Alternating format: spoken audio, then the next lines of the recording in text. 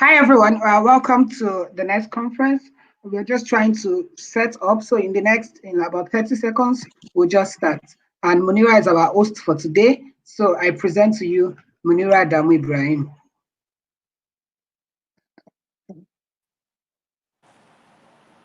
Have you already said it? Hi everybody. Can everybody hear me? Can you guys hear me? Okay, so today we're going to be talking about how to overcome depression.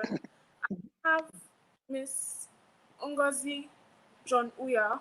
Miss Ngozi John-Uyah is a consummate communicator, linguist, administrator, art manager, and public relations and protocol expert. With over 25 years work experience in Nigeria's public service, she has served in various departments and capacities. She has undertaken numerous ad hoc assignments within and outside Nigeria and has received several commendations, verbal and written, from high-ranking government officials and ambassadors of the foreign missions of Nigeria.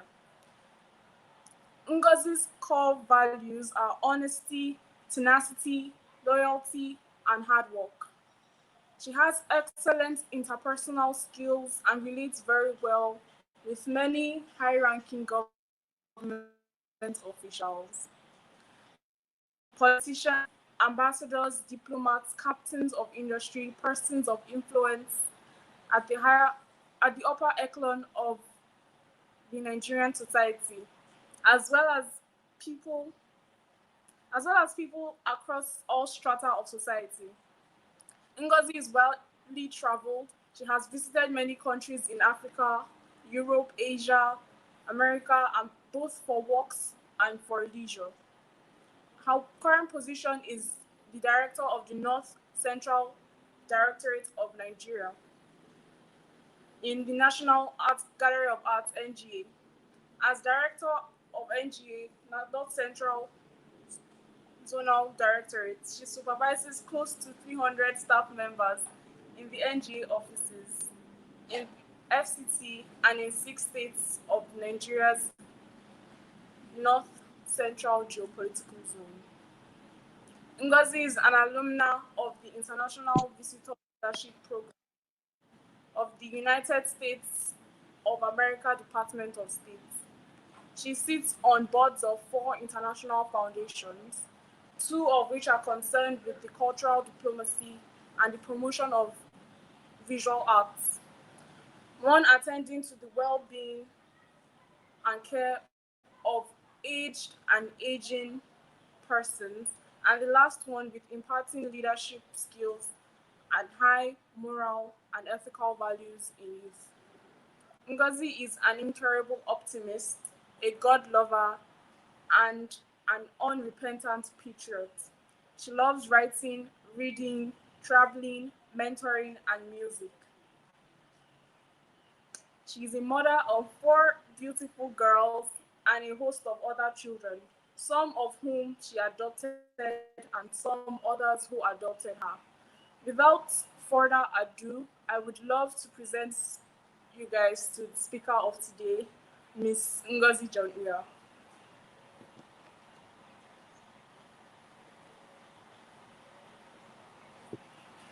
All right. Hello, everybody. Good day.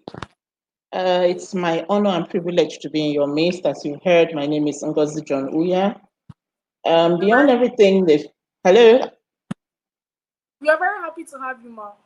Thank you very much for having me. It's an honor and privilege. I'm very happy to share knowledge. Even though I'm not a psychiatrist nor a psychologist, this is an area as a manager that I've had a lot of experience with. Overcoming depression is what we're talking about, dealing with depression. Maybe if we have the slides now so that we can all flow. Hello, can you share the slides? He's working on it. Okay.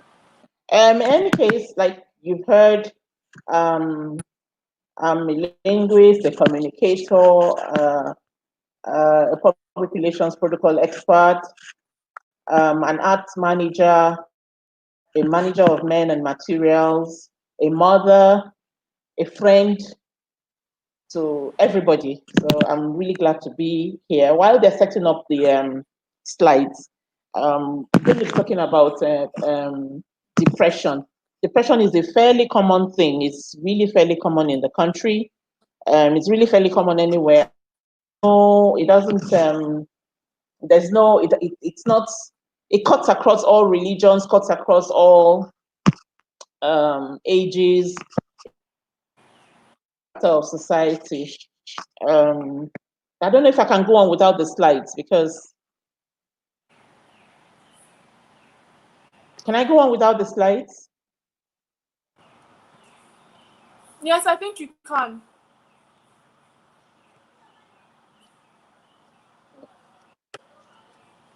Yes, you can go on without. So we have without the slides. Okay. We have 3.9%. We have, according to a WHO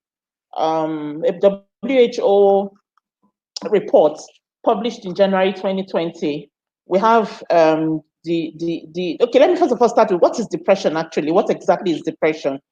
Depression is an abnormal emotional state. It is a longer term state of mind in which one is in a dark place. It is classified as a mental health illness, and it affects people's, the person who is depressed, is thinking, emotions, perceptions, behaviors are affected. It impairs social, occupational, and other important areas of functioning. And if left untreated, the symptoms of depression may last for a very long time. The WHO report states that we have about 1.5% of Nigeria's population suffer from depression annually. That's about 3.9% of our population. And it cuts across, like I said, it cuts across religious, ethnic, age, cuts across all strata of society. People often mistake sadness or depression because I think the people who are depressed, they tend to think that people tend to use both terms interchangeably. Depression is certainly not sadness, and sadness is not depression. What then is depression? According to Wikipedia, depression is a mental condition characterized by feelings of severe lack of hope, courage, and dejection, typically also with feelings of inadequacy and guilt, often accompanied by lack of energy and disturbances of appetite and sleep.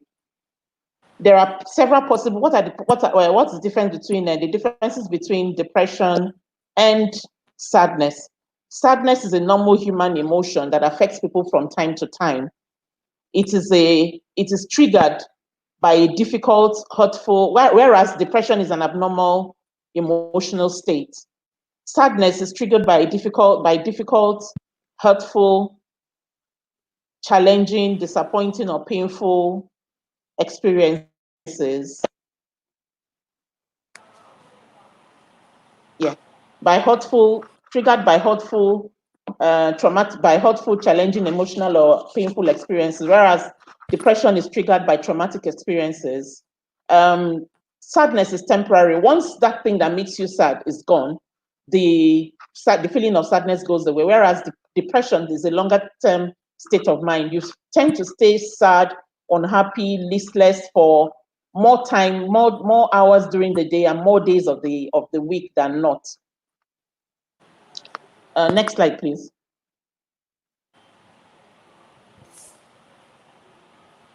Like we said, depression is not sadness. Now there are several slides. The next slide, please. Yeah, there are several possible causes of depression, and they can range from biological to circumstantial. When we talk about biological, we talk about things like family history, and then we could like circumstantial. It could be circumstantial, like biological, like family history. If you have a first-degree family member who has been depressed or has been prone to depression, likely chances are that you also if you if circumstances or things that are going to that could possibly trigger depression, if you meet with those kind of circumstances, you will definitely get depressed. You are the early childhood trauma, for instance, verbal abuse, emotional abuse, sexual abuse, domestic violence or rape. Some events affect the way the body reacts to fear and stressful emotions. Say, for instance, now still on that slide,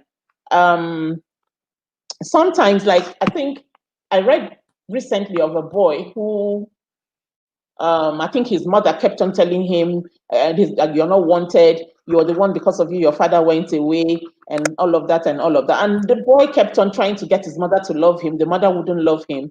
And what did he now do?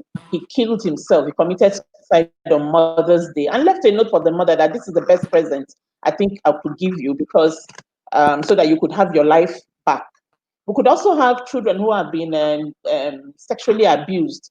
You know, most of the sexual abuse victims, they don't talk about it, they just keep quiet. And then you find that as they go along, they become withdrawn, they don't talk to anybody, they become depressed, you know.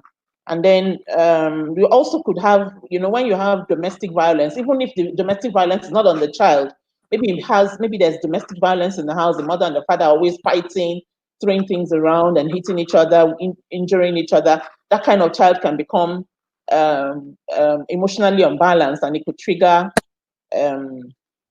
it could trigger depression in later years or even at that early age. Then you have brain structure. Then you have you have the different lobes of the brain. There's a greater chance of somebody whose frontal lobe is inactive. If the frontal lobe is less active, the frontal lobe of the brain is a part of the brain that controls our emotional expression, memory, problem solving, language, judgment, sexual behaviors, and communication in general. If that part of the brain is not active, the person is prone to depression. But the thing is that scientists don't really know whether the inactivity happens before or the inactivity happens at the outset of depressive symptoms. Medical conditions, certain medical conditions can put one at a higher risk of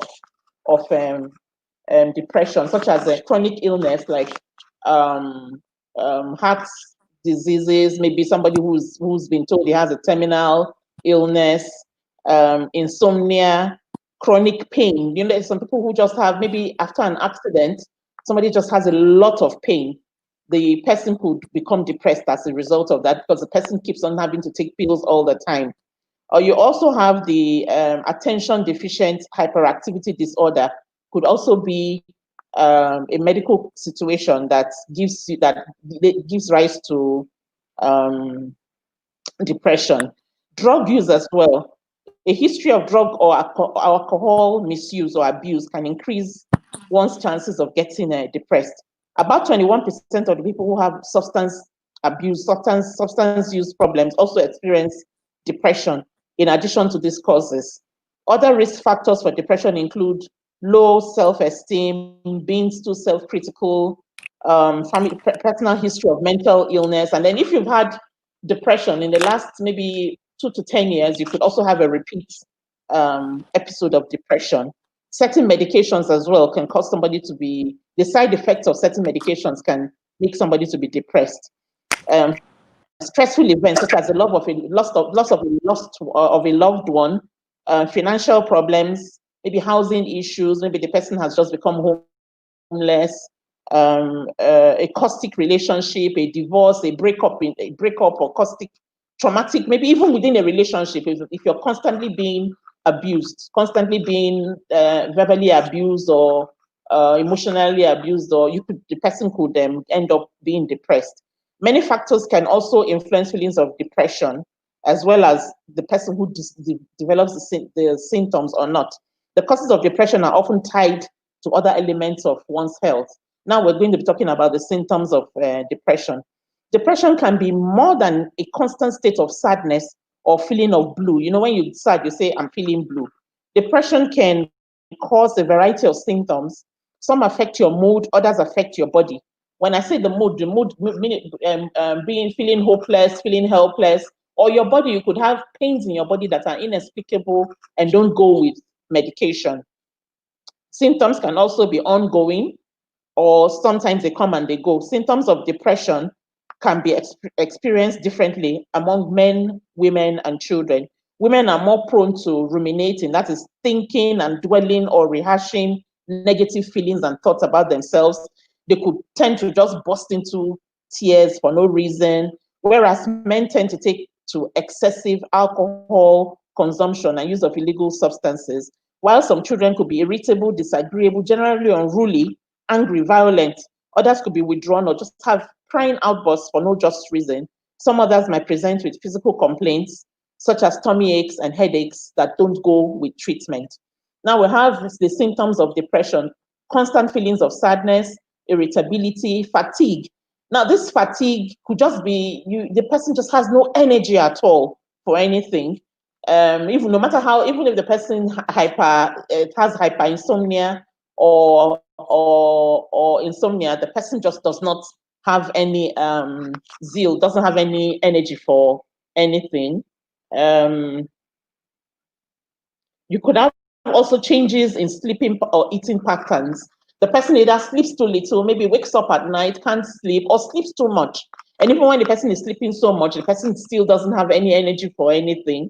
Or the person can just lose appetite or binge, just eat so much. The person may just not want to get out of bed, or anything. During the day, don't want to get out of bed, won't take a bath, just does not take care of themselves. When somebody begins to behave like that or begins to change, somebody who used to take pleasure in doing things, probably the person likes to play tennis, likes to go for a walk. You now ask the person, let's go play tennis, and the person tells you, no, I'm not interested, I don't want to go, and all of that.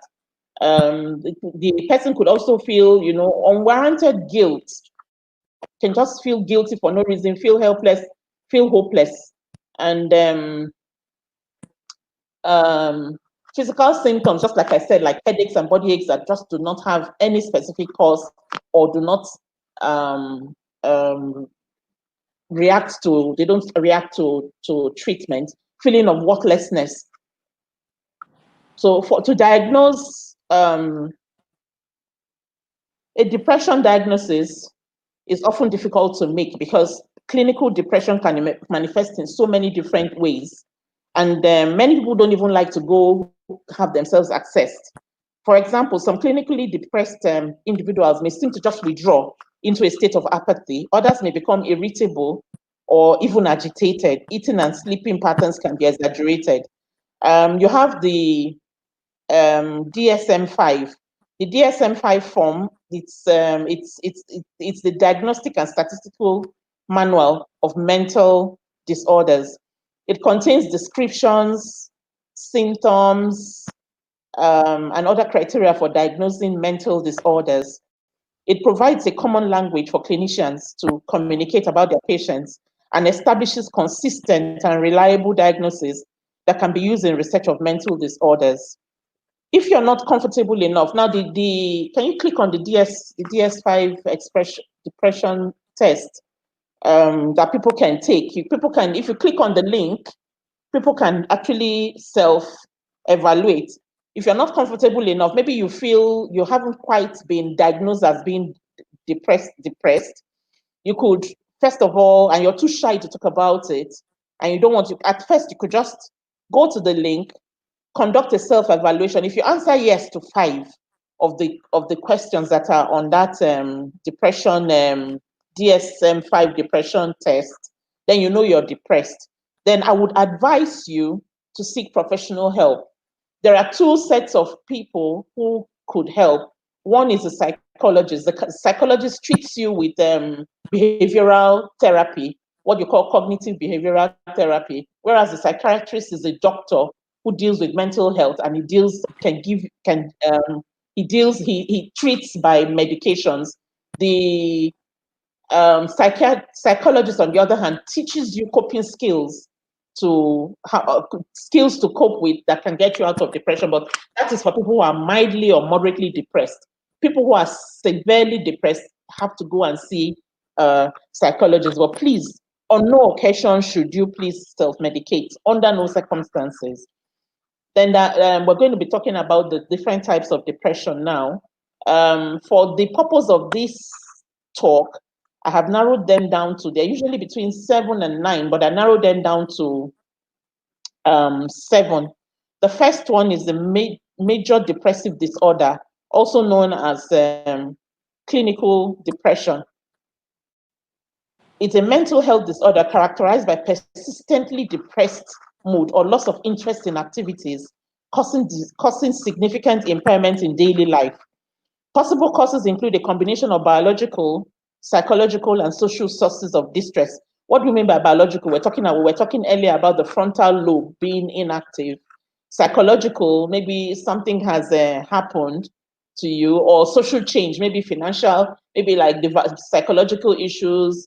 Somebody is abusing you, somebody is telling you you're worthless all the time, like you now begin to believe that you're worthless, or social issues. Maybe you just lost your job and you're wondering, how am I going to take care of my family? Or a relationship, you just came out of a relationship in which you were very dependent on your significant other, or maybe you don't have, maybe you failed an exam, or maybe you were asked to leave school. Those kind of things can cause distress. Increasingly, research suggests that these factors may cause changes in brain function, including altered activity of certain neural circuits in the brain.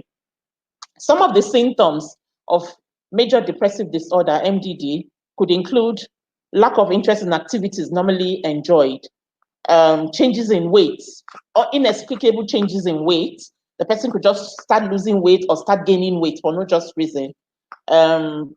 Changes in sleep pattern. Either the person has insomnia or hypersomnia. Insomnia meaning the person is not sleeping enough, or hypersomnia meaning the person is sleeping too much. The person could be fatigued. The person could have feelings of worthlessness and guilt, difficulty in concentrating on anything at all, thoughts of death and suicide.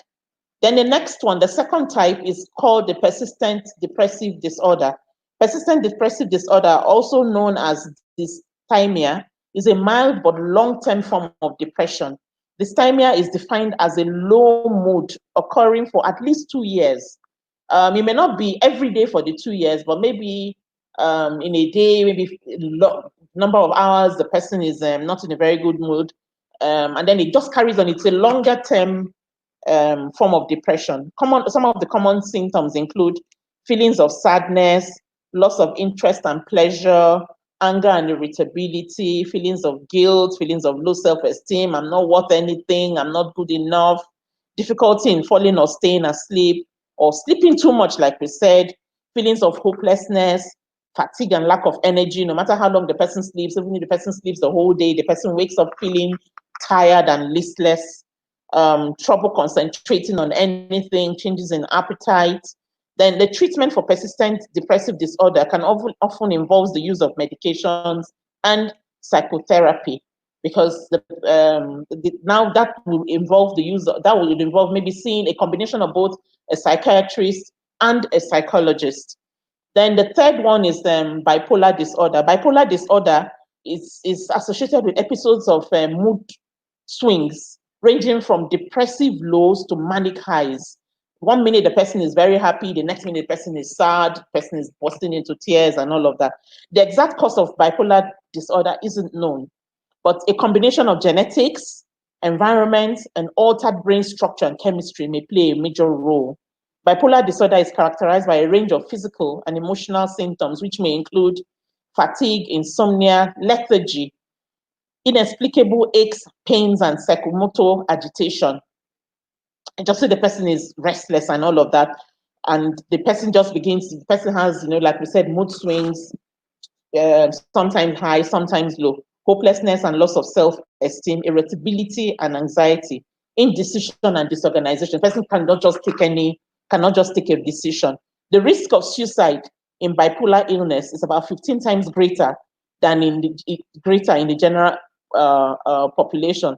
Psychosis, including hallucinations. The person might just believe that somebody is after him or her, and then psychosis, hallucinations, delusions can also occur in more extreme cases.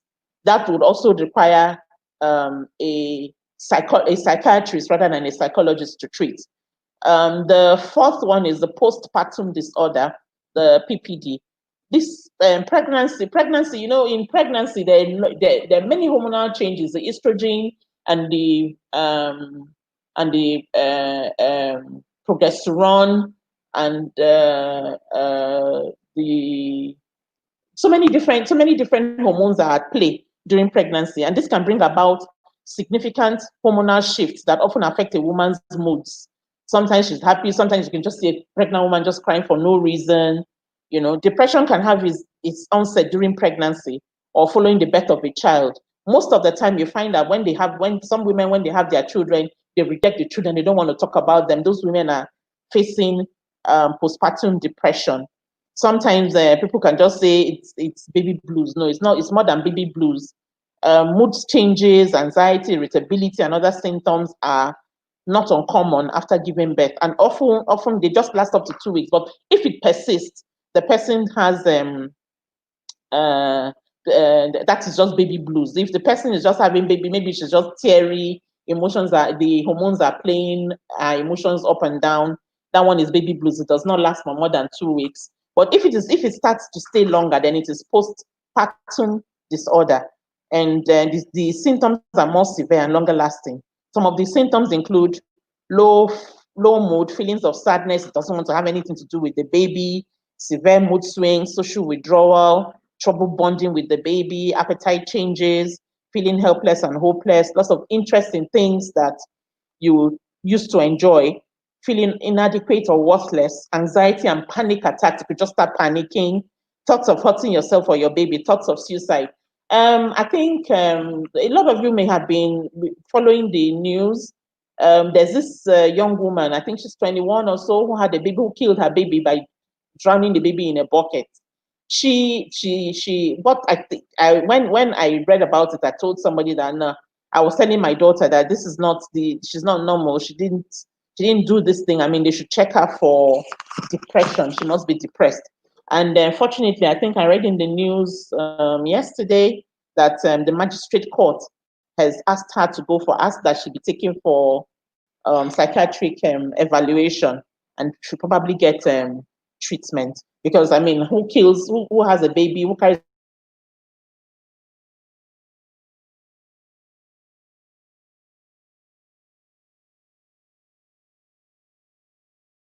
postpartum depression can range from persistent lethargy and sadness that requires medical treatment all the way up to psychosis, a condition in which the mood episode is accompanied by confusion, hallucinations, or delusions. If left untreated, the condition can last up to a year or more. Fortunately, research has found that treatments such as antidepressants, counseling, and hormone therapy can be effective. Then we have premenstrual dysphoric disorder. This is a severe, sometimes disabling form of premenstrual syndrome, the PMS, that usually includes physical and behavioral symptoms. At the end of once the period comes up, all those symptoms like bloating, irritability, crying for no reason, those ones are resolved. But if it persists beyond that, then you have the PMDD. Some of the symptoms are extreme fatigue, feeling sad, hopeless, or self-critical. You just see yourself, you don't see yourself as worth anything. Severe feelings of stress and anxiety, mood swings, often with bouts of crying, irritability, inability to concentrate, food cravings, or binging. Then you have the seasonal affective disorder, SAD or SAD. This is a mood disorder characterized by depression that occurs at particular times in a year. People who this I think is more common with people who are in temperate regions. During winter, they have an outset of seasonal affective disorder, and then in this lockdown, a lot of people may, or maybe during the rains, people may be prone to depression. Seasonal affective disorder is a more common occurrence in climates where there is less sunlight at certain times of the year. It is more common in areas further away from the equator. Prevalence rates for SAD may be difficult to pinpoint, because the condition often goes undiagnosed, unlike the other types of depression, and it goes undiagnosed and unreported. For example, estimates of SAD, the data I have is like 1% of the population in Florida.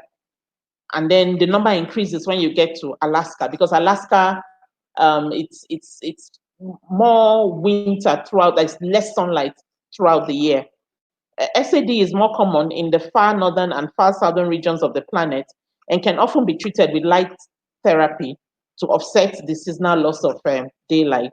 Then the last type of depression I would be talking about today is atypical depression. This is a subset of major depression or dysphoric disorder. That's the very first one we talked about, that involves several specific symptoms. It includes including increased appetite or weight gain, sleepiness or excessive sleeplessness or excessive sleep. It marks fatigue or weakness, moods that are strongly reactive to environmental circumstances, and feeling extremely sensitive to rejection. People with atypical depression experience signs of depression such as overeating, sleeping too much, or extreme sensitivity. Now, instead of, the first one we talked about insomnia, but this atypical depression is characterized by too much sleep, even with the excessive sleeping, but they find themselves pecking up in the face of a positive event. Once there's a positive event, they peck up a little. Some of the symptoms include excessive eating or weight gain, excessive sleep, fatigue in spite of the excessive sleep, fatigue, weakness, and feeling weighed down all the time, intense sensitivity to rejection, strongly reactive moods. Atypical depression is actually more common than the name may imply. And based on these symptoms, a person may be diagnosed with atypical depression. The current terminology refers to it as depressive disorder with atypical features. A type of depression that doesn't follow what was thought to be the typical presentation for the disorder. Atypical depression is characterized by a specific set of symptoms that that we've just talked about: excessive eating or weight gain, excessive sleep, fatigue, weakness, and feeling weighed down, intensive sensitivity to rejection, strongly reactive moods. Next slide, please.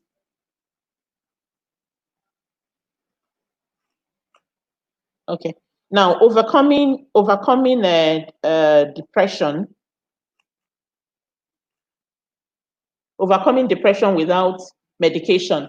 I'm going to be talking to you because, like I said, I'm not a doctor, neither am I a psychologist, but like I said, because I have been managing men and have grown children, first in the family, we've dealt with losses, we've dealt with grief.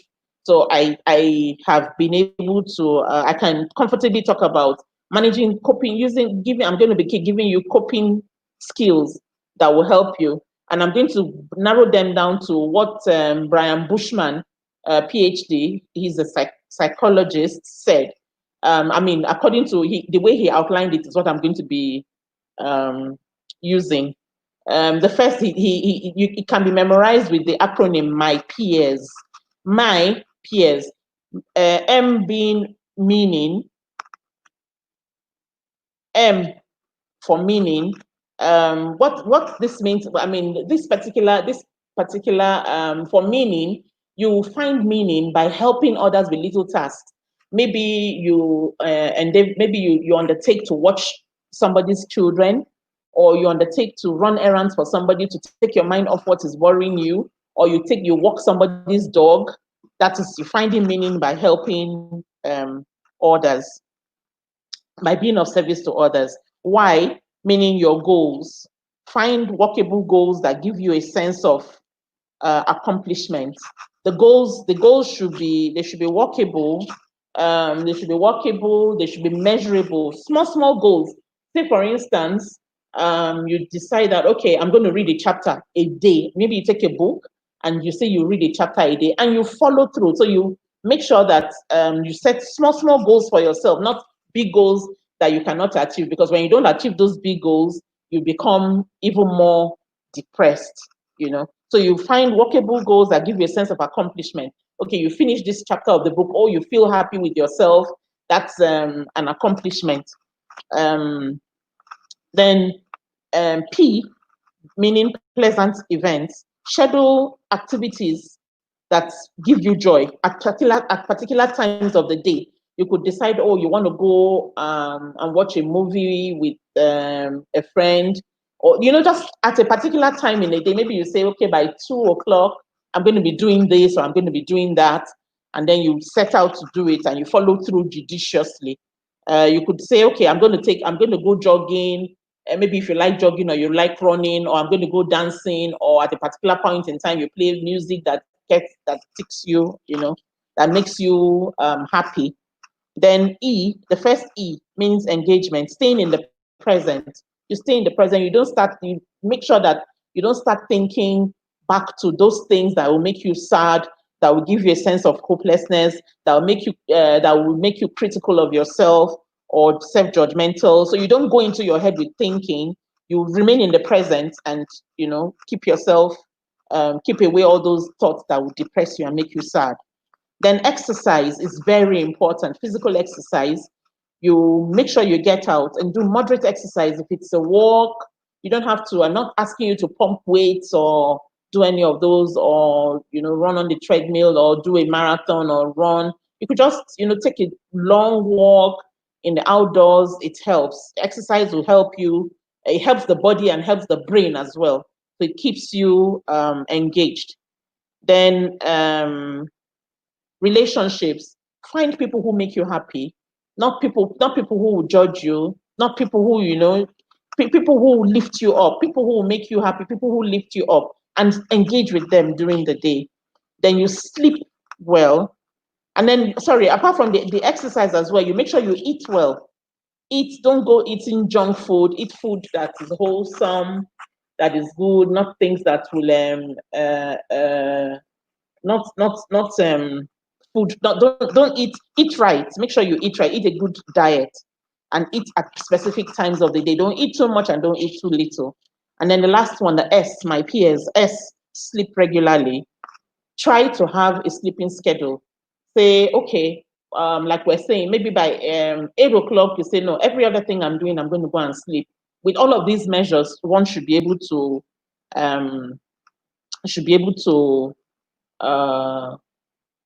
cope with the depression without having to go on medication. If this doesn't work, then maybe that's when you now have to seek the psychiatric help. Then you connect with other people, make phone calls, take a yoga class, join a jogging club, knitting circle, anything that interests you. You build time each day. You build time in each day for an activity that you enjoy. Watch funny television shows, or read lighthearted or funny books. You can get comics. You can watch comedy. Something that will just keep your mind off yourself. We said engage in physical activity or sports. If you love animals, spend time each day with a furry friend. Treat yourself kindly by eating healthy and trying to get enough sleep. If you have trouble sleeping, try meditating, not medicating. Taking a warm bath before bed. You can take a warm glass of milk and all of that. Simplify your life as best as you can. Then always take symptoms of depression seriously, as depression doesn't just go away on its own. While there are many things you can do to support your mental health, don't try to handle your symptoms alone. Talk to your doctor or discuss with family members or confide in a friend. Try to discuss some of the self-help strategies that may support your treatment. The relationship between sleep and depression can be complex. Not only is poor sleep thought to contribute to the onset of depression.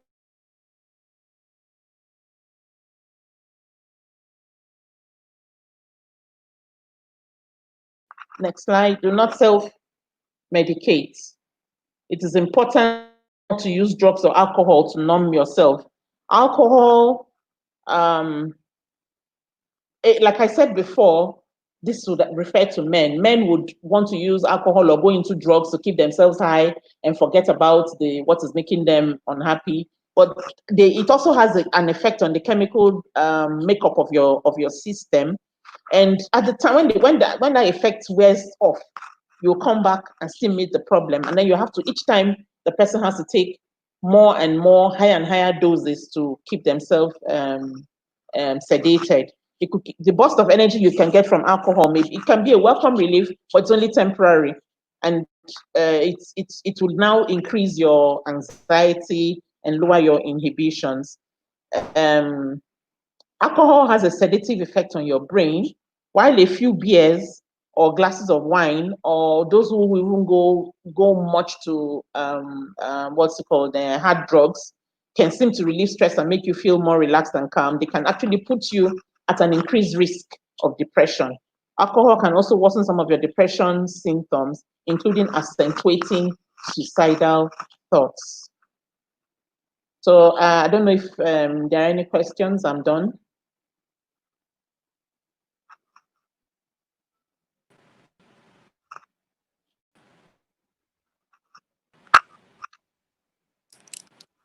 Okay. Chidera Umeadi is asking, it's difficult to maintain relationships when one is depressed. So how can one be in good relationship with people when one is depressed? Now, Chidera, if we go back to the coping skills, my peers, we said you should, if you're able to find one person or two people who lift you up, people who make you feel good about yourself, and you engage with them, then you'll be able to, once you recognize the fact that, once you understand the fact that, oh, I'm either I'm going into depression, I'm depressed, and then you have people, you engage in all of these things that we have said you should do.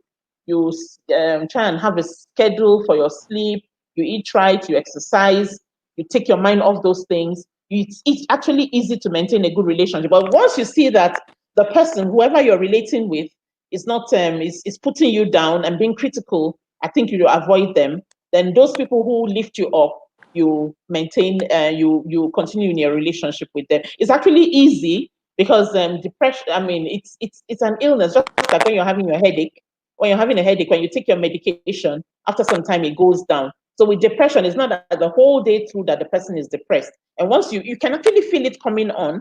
Once you feel it coming on, you look for those things that will make you happy. Like we said, watch a movie, engage yourself in an activity, maybe be of service to somebody, get somebody who lifts you up, call that person, spend some time with that person, and then you can actually have the good relationship with people. Code says, I feel engagement to be difficult for depressed people. How do you manage to remain engaged while depressed? Engagement, the engagement we're talking about was like staying, it's not with other people, it's with yourself. You stay in the present. You don't start thinking about, oh, this happened, it's because it's my fault. Why did I do this? If I didn't do this, I'm worthless, I'm all of that. If you try to remain in the present, it's actually easy for you to remain engaged while depressed. I don't know if I've answered your question, isn't it? I don't know if that answer is it possible for somebody to experience more than one type of depression? If you notice, most of the depression, most of the different types of depression have similar symptoms, but they are characterized by the ones that are dominant. Say, for instance, we talked about the SAD, the seasonal affective depression. That one is affected by changes in weather, changes in what's it called? You cannot have both premenstrual, dysphoric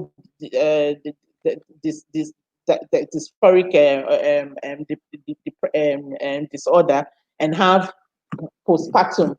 It's but the thing is that most of them are the same, but they are characterized by what is dominant in them. If I may go back, let me take the postpartum and premenstrual are mainly to do with women. The postpartum is for women who have had children, and the premenstrual is for ladies who are on their periods. Now, let me take bipolar.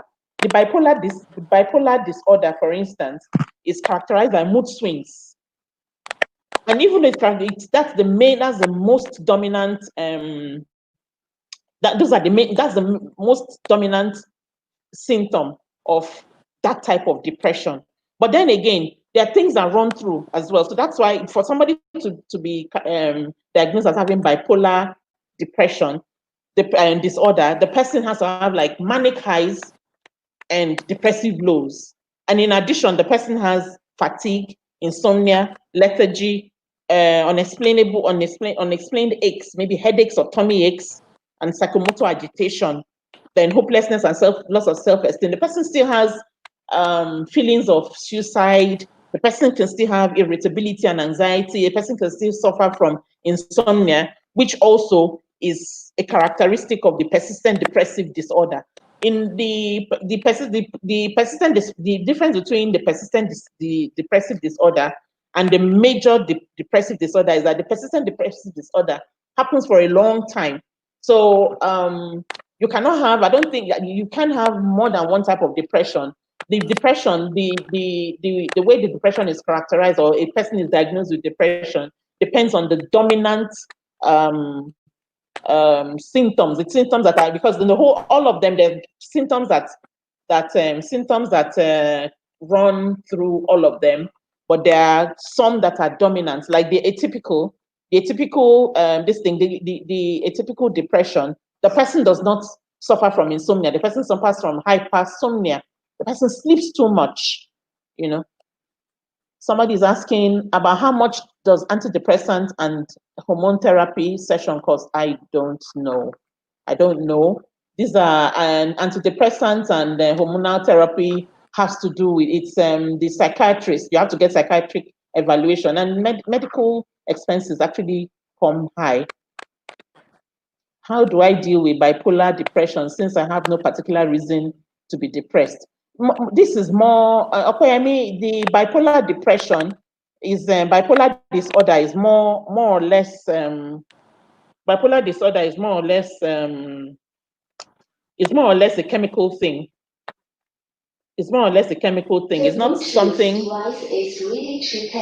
It's not the bipolar depression is not. It has to do, like we said, it has to do more with. It's a combination of factors, environmental, genetics. Really, people who have the bipolar depression is more a genetic thing. If you have, it runs in families. And then, so it's a combination of but the person the family may be predisposed to it, but the person doesn't have the bipolar depression and then except maybe their environmental and social factors that are combined. So it's not something, can somebody have all this depression and not be depressed?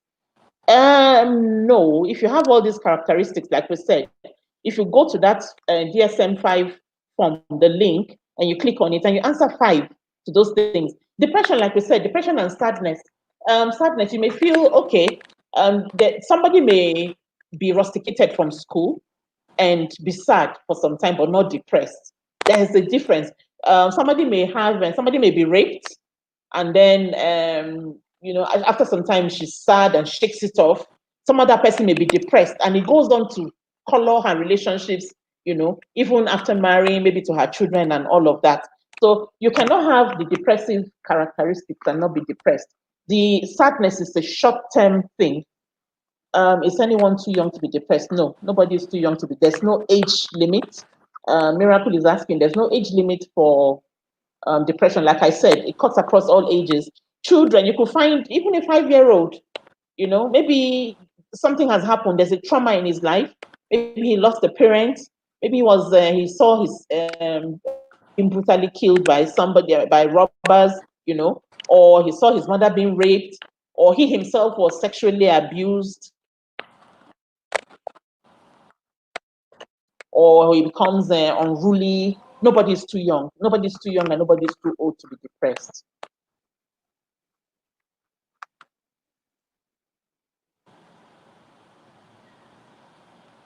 Yes, Chidera Ahmadi is asking, so depression occurs from, if somebody is predisposed, is predisposed to depression or has suffered depression, and the person is this treatable, is a very treatable it's a very treatable illness, just like, you know, your malaria. It's treatable, but the only thing is that, you know, because people are afraid of stigma, they don't go looking for help. Like I said, you don't have to go, it doesn't have to be, you don't have to treat it with medication. You can treat it with coping skills. But the thing is that if you have been depressed before, if you have suffered depression, 2 years, 3 years, 10 years down the line, you're more liable to suffer depression. If those same circumstances or a traumatic event happens again, you could become depressed. But it's all up to you that you can, because the thing is, you also need to desire to be helped before you can be helped. There's no amount of antidepressants, no amount of medication that can be given to you if you're not willing to. You have to submit yourself. Say, for instance, even to going to see the psychologist, you have to go, you have to make a time and be committed to going for the sessions. If you're visiting the psychiatrist, you have to go to be evaluated and all of that. And then when you come back on your own, when you're at home, you make sure you sleep well, you eat right, you exercise. Those coping skills that we talked about, the my peers, the meaning, your goals, um, uh, uh, your engagement, your relationships, sleeping. You have to apply all of those for you to keep away depression. It doesn't mean that maybe if you've been depressed once, you will still be depressed again. But the one thing about depression, unlike sadness, when you're sad, say probably you lost your phone. Maybe you just bought an iPhone 11 Plus, and then you left it in a vehicle. You could be sad, you know, you'll be sad for a while, and after some time, you get over it. That's different from depression. But depression stays a longer time, you know, and all of that. So please remember to subscribe. And if you have any questions, and please be reminded of tomorrow's session. So the conference continues tomorrow. Kindly subscribe. Kindly make sure that you attend all the sessions.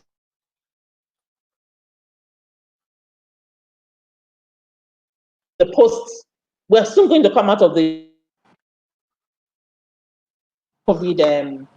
I think by June 1st, I'm hopeful that the nation will be open. Can constant headache be associated with depression? No. Constant headache may be any other thing. Headaches on their own are a reaction to, it could be your body's reaction to certain things. It could be stress. It could be something you're eating, like migraine. Sometimes you eat certain things that are not good for your body. You have headaches. But if the headache, the only way to know whether the headache is associated with depression is when you take medication. Normally, if you have migraine, there are medications that you take for your migraine. If you have a headache, there are medications you take for the headache. If the medications don't cure it, and then you have all those other symptoms, irritability, fatigue, insomnia, and all of that, then yes, you start to look at depression. The time is almost up. My email address and my phone numbers are there if you want to.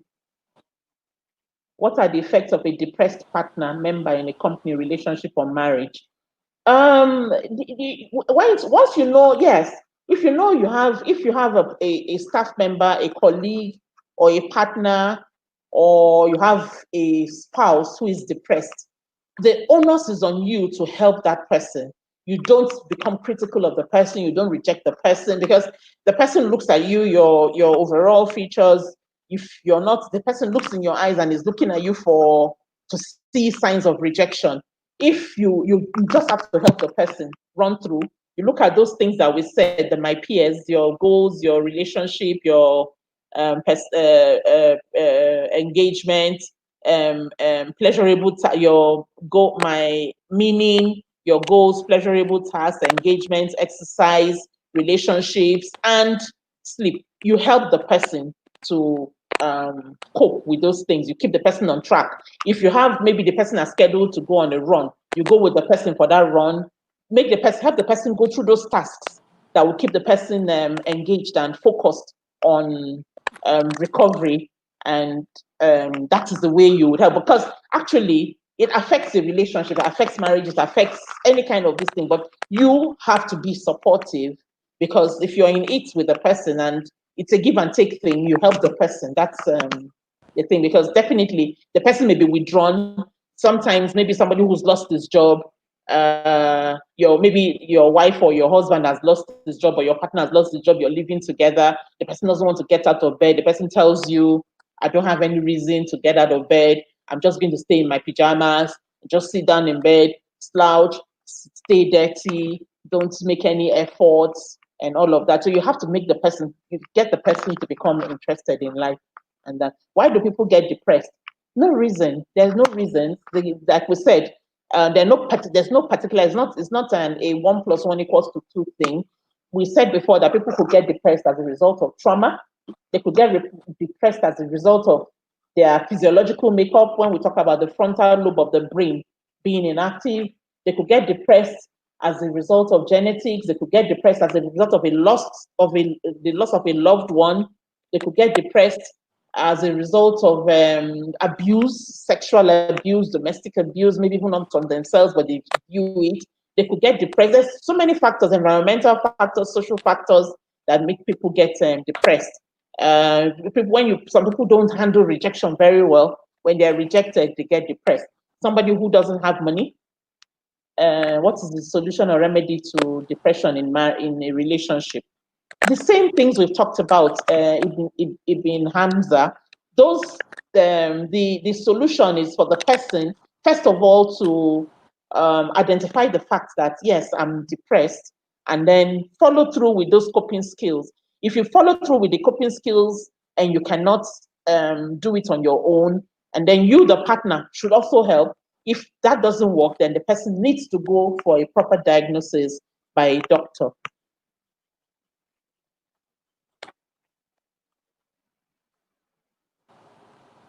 I think that should be the last question, because we have less than 2 minutes to go. So please subscribe and attend tomorrow's section. And then please do not be depressed. Do not self-medicate. Do not go on alcohol. I thank you very much. It's been a pleasure speaking with all of you. I'm just a call away. My email address is there. I've supplied my phone number. Beyond this, we can still talk. Thank you very much, and God bless you. I wish you a very successful conference. Thank you for having me. It's been my pleasure and a privilege. You made this, you've explained so much, opened our eyes to a lot, and we are very grateful for you. So for everybody, please don't forget to subscribe. If you have any questions, you can ask Ms. Ngozi. Her details will be provided to you soon. You can also put your questions and tag Ms. Ngozi or at ECX Unilag on Twitter, obviously. And so thank you very much. Don't forget to subscribe to our channel, our YouTube channel, our Twitter, Facebook, and subscribe to our Telegram channel so that you can stay updated with all our information. Thank you very much for this. Thank you, and bye-bye.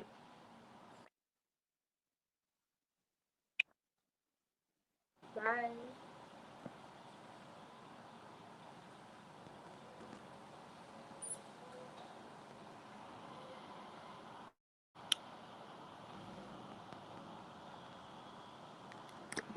Okay.